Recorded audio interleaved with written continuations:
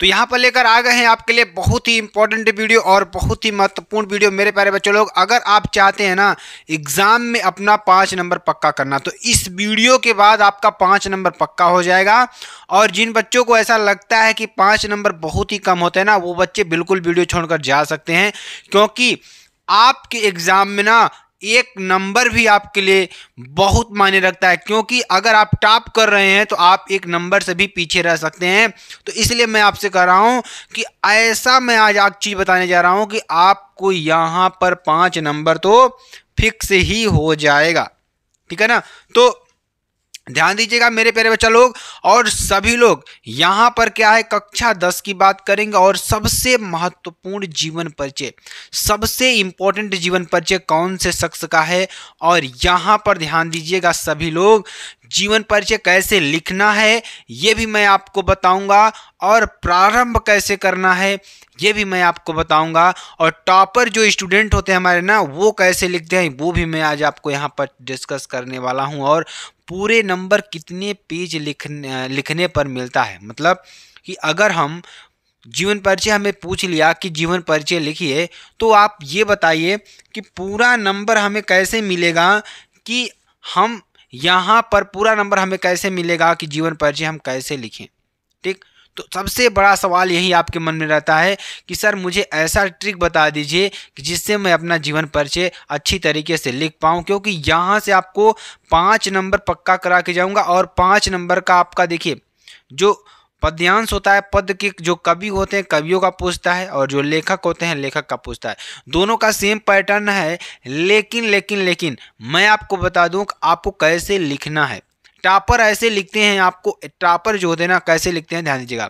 कक्षा 10 हिंदी की बात करेंगे, और ध्यान दीजिएगा यहाँ पर मैं आपको यहाँ पर 5 नंबर पक्का कराऊंगा। और ध्यान दीजिएगा कि कैसे लिखा जाता है। देखिए आपको, देखिए इस तरीके से सुंदर राइटिंग में, बिल्कुल ऐसी तरीके से सुंदर राइटिंग में आपको लिखना है।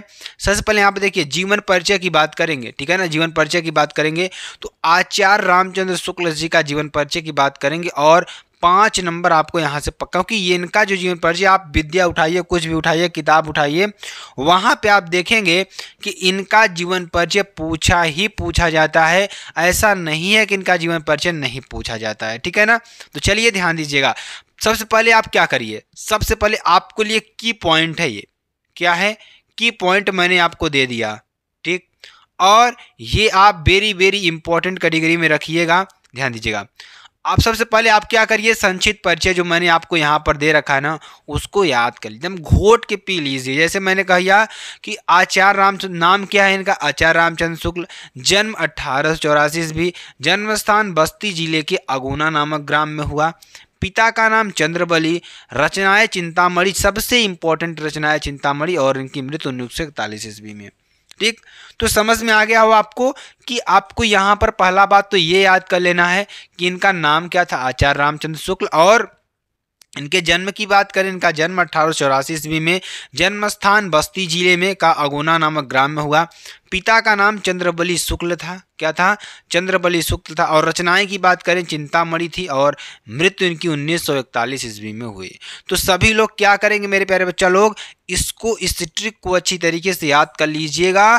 अब सर बताइए मुझे जीवन परिचय कैसे लिखा, ऐसे तो काम चलेगा नहीं, चलेगा कैसे, ध्यान दीजिएगा।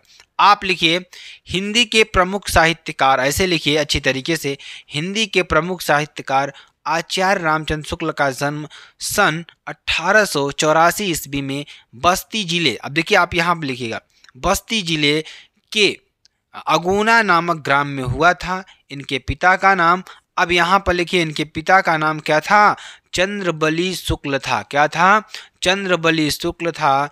और इनकी प्रारंभिक शिक्षा हमीरपुर में हुई, कहाँ हुई, हमीरपुर में हुई।